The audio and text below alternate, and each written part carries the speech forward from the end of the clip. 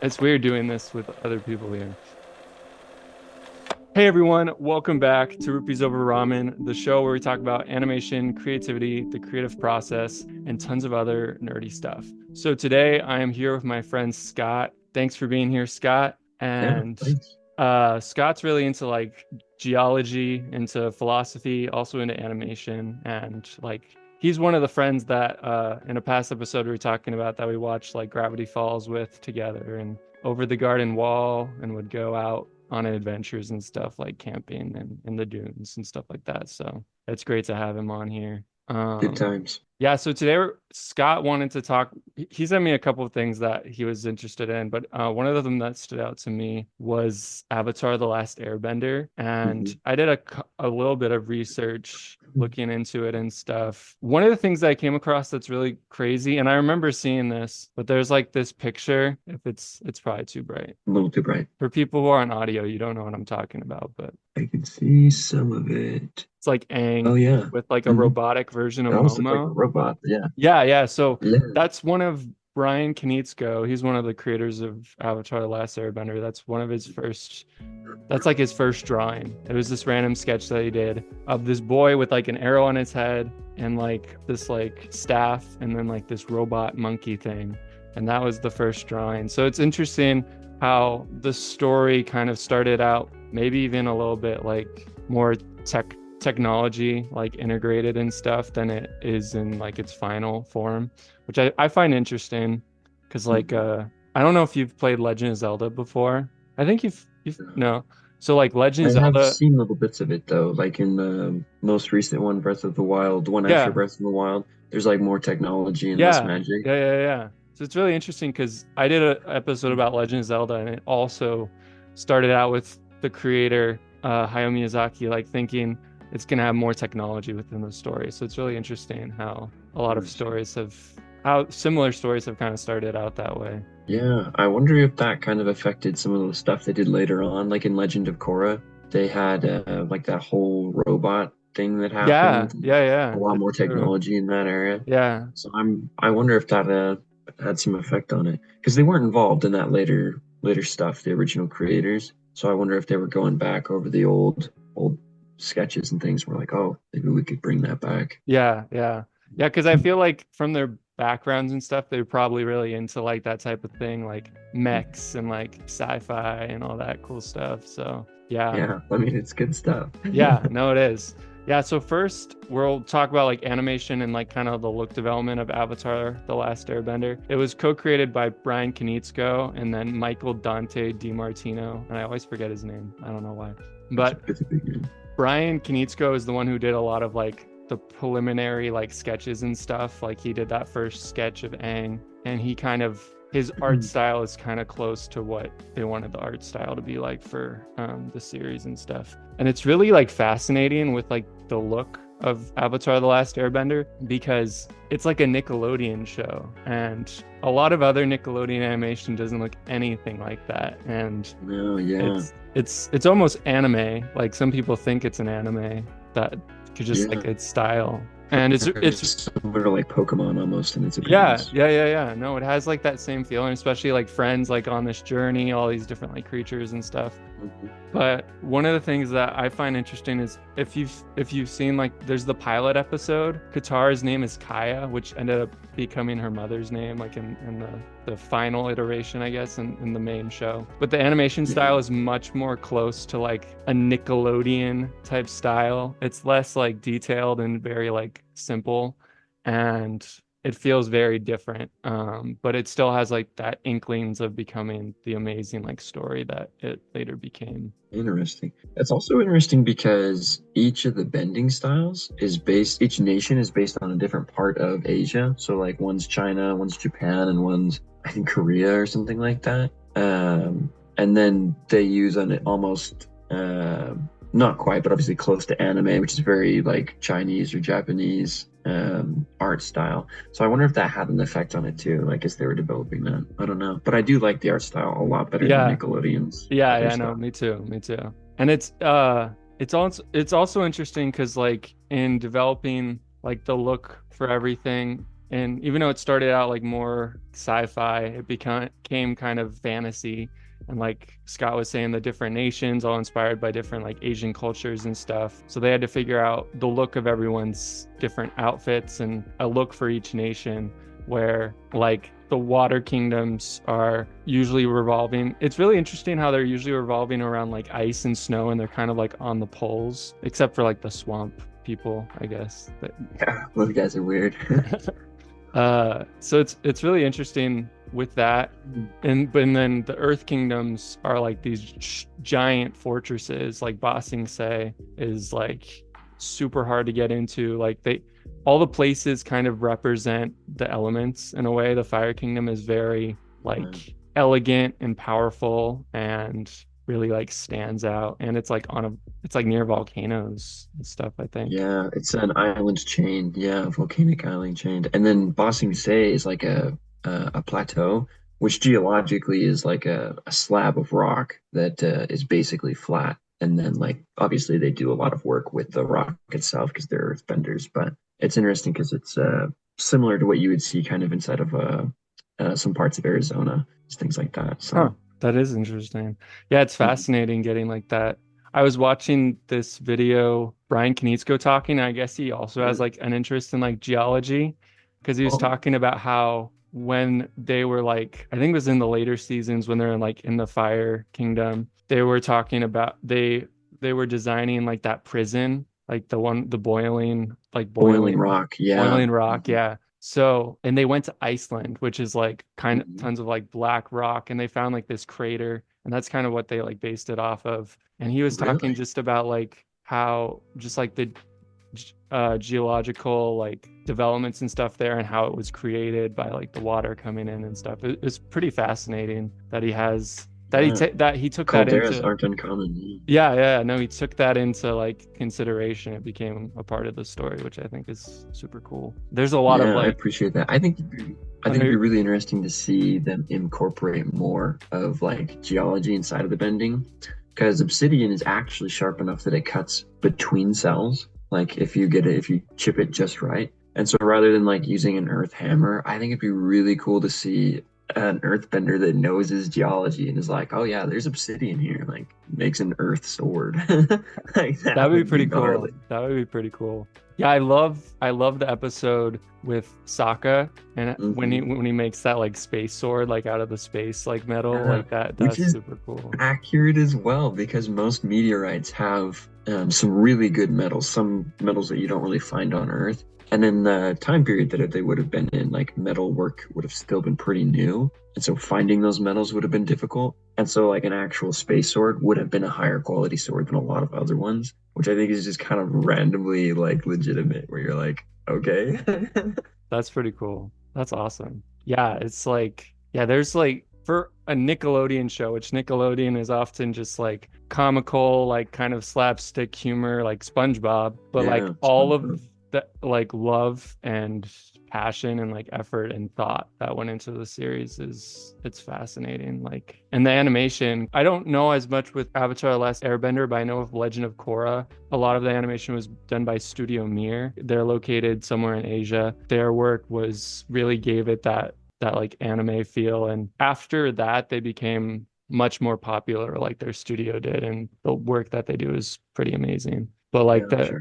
the people at Nickelodeon and stuff, they would kind of give like the rough storyboards and kind of some rough animation, and then ship it off for the final work to be done, which is you see that a lot more now. But yeah, it was interesting to see that. And so it's also interesting to me because you have Avatar: The Last Airbender, and then you also have Avatar, like the blue people.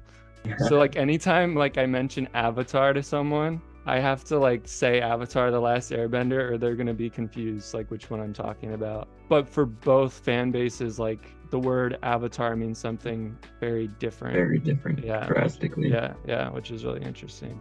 Because in Avatar: The Last Airbender, the Avatar, if like people are listening, they never heard of the show before. The Avatar is the master of all four elements. It's kind of like this being that is reborn within different people throughout the centuries and years. So each Avatar has a different personality and a different way about going about things. And Aang is kind of like this. He's run away from his responsibility, and he's kind of locked in ice. He's in this ball of ice for a really long time until Sokka and Katara find him. But after getting out and he's with Appa, he's kind of like this just happy-go-lucky, like fun-loving kid, and he just wants to have fun and get to know people. And it's really interesting seeing this like war-torn civilization through the eyes of Aang, and just how like his positivity, and just even like when they visit the Fire Kingdom, he remembers his times with his friend. I can't remember what his friend's name. Kuzan, I think, is his friend's Uh, name. And he just remembers those times with him, and with like the Earth Kingdom, his times with Bumi. And Bumi later becomes like the ruler of.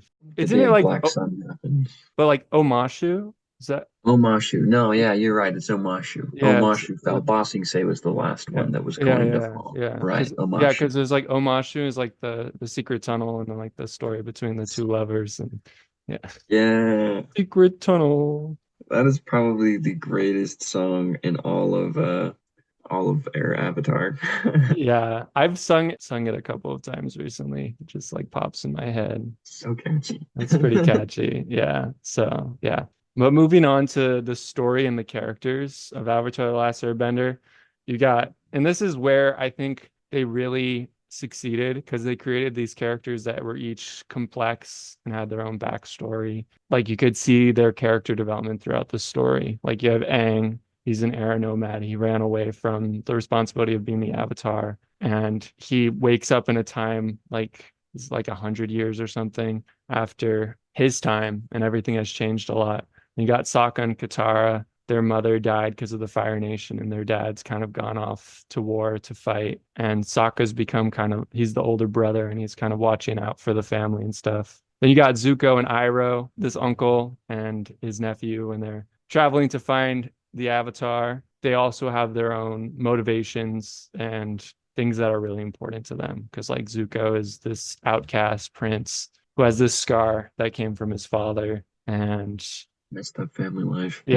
yeah, yeah, definitely messed up family life, especially with like Azula and stuff. It's Yeah. crazy. Yeah, it's like, Crazy yeah, lady. that's crazy. It's cool how they did all the different flashbacks so you could really get to know Zuko. Also, like with Zuko alone, and how you see him kind of go off on his own, and you see that he's not just like this ball of anger, like that he has more to him, and that he really does care, and he wants to make sure that people are safe. Yeah, his character development is probably the best of any character in Avatar.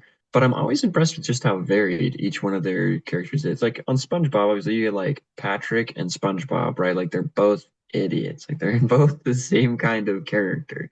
But on Avatar, you see like a huge variance where like you have angry Zuko to like the Zuko that he becomes. And then you have people like Katara and Toph, like just opposite sides of the same ideas. And they do a really good job of separating those characters and like giving them a three-dimensional light rather than like SpongeBob and Patrick, where they're just the same always. Yeah, yeah, no, that's a good point. Forgot, I was looking at just like the first book of Avatar, so I totally forgot to mention Toph, because like Toph is a huge part of this story, and her origins are really interesting, because like I think I'd kind of heard about her before seeing the show, and I was expecting her to just be like this like fighter, but she comes from like this rich family, and when she's Mhm. around them, they're like, you got to protect her, like she's very fragile because she's Yeah, like, and strongest earthbender in like yeah. the four nations, and they think she's a little princess. Yeah, Yeah. yeah, no. And like later in the story, she creates metal bending, which is pretty crazy and really cool. For you, what do you think was like, what's one of the episodes that stands out to you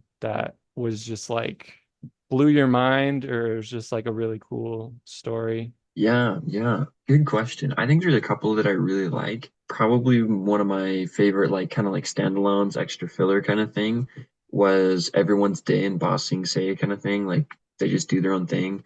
And Sokka like just has like this wild adventure of like ending up instead of a poetry thing filled with young ladies and like actually doing really well with poetry on Yeah. accident for like 5 minutes and then just gets chucked out because he made one mistake. I really like that one because it kind of depicts Sokka's like character, right? Like that he's really funny guy and like surprisingly things work out, but he's also like you can kind of tell that he's planned a little bit of it, that he kind of knows what he's doing. but he just always makes a fatal mistake. Just something happens that it never really quite works for him. And Yeah. then I loved Iroh's version of that too.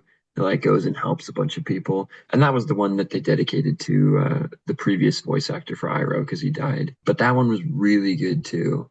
I love a good hero when somebody does something that's like basically altruism, like straight altruism. I just can't help but be like, wow, that is good. That is good stuff. That's awesome. Yeah, I love those episodes because yeah, you get to see the different characters like in their lives, and especially with like Iroh making that kind of like homage to the voice actor and all that he did and the amazing person that he Yeah, was, which yeah, and Leaves from the Vine, yeah, it's just like such a good amazing. song. Yeah, it's so good. And how I think it's really cool how you see like Iroh start out as in the flashback as like this super tough like general who's gonna like break into bossing say, and then like near the end he kind of like opens up this tea shop and he's just like this loving person, especially when he meets Toph. I think that's a really cool That was a character really good scene. interaction between the two because she kind of runs away because things aren't going super well and she's like, I don't know what to do. And yeah, it's a really cool because then later when they meet up she's like, yeah, this is I know this guy, like when he shows up in Yeah, Bossing like that Say. happens like in the first season or two that they separate, Yeah, maybe the second season. And then like the last season they come back and she's like, "Oh, hello, old man." And yeah, they're yeah, like, "You yeah, know this guy? He's been hunting us down forever." And he's like, yeah, "Oh, he's a good guy." yeah, yeah, yeah. No, it's really cool. Yeah, just like that understanding that she has and that he has, and yeah, I think it's a really cool thing. And then you have Appa and Momo, of course, which could just be like these like animal sidekicks, but there's so much more. They have like their own. You even have like the story of like Momo and like Appa being taken away by the Sandbenders and like his journey. Like that's some like heart-wrenching, like tear-jerking stuff. Like And then Momo goes looking for him, right? Like yeah. the even the animals in the series have character. Yeah, no, it's really cool. You also have like the silly part of it, like because you have like the dream that Aang has, and they're like two samurai, and they're like going to like Yeah. fight against each other, and Yeah. yeah, so it's One of just my really cool favorites stuff. is when Sokka drinks the cactus juice. That's a good one. Yeah, He's yeah, everything goes crazy for him. it's the quenchiest. Yeah. Yeah, no, I love yeah when they go to the I don't is that the same one where they go to the library? I love that one when they go to the library and the architecture and stuff throughout the stories and the characters all just coming together is it's really cool. And you have Yeah. these like backstories of each of the nations and kind of why they're separate from each other and their different ways of thinking. But then you also have Iroh, who's gone and learned from like the water tribe and stuff, and he's learned from different people, and he teaches Zuko about these different styles of bending within fire bending. And that was like Yeah. super cool because Zuko's like the avatar of all four elements but with fire, and he yeah, just like the fighting choreography and just like the martial arts Strength of it in each all. one. Yeah, it was really I cool. do agree. I think that was a good system that they drew from. They're like, well, you can take principles from the other ones, even if it's just for your same element. Yeah, yeah, yeah, no, so it's pretty cool stuff.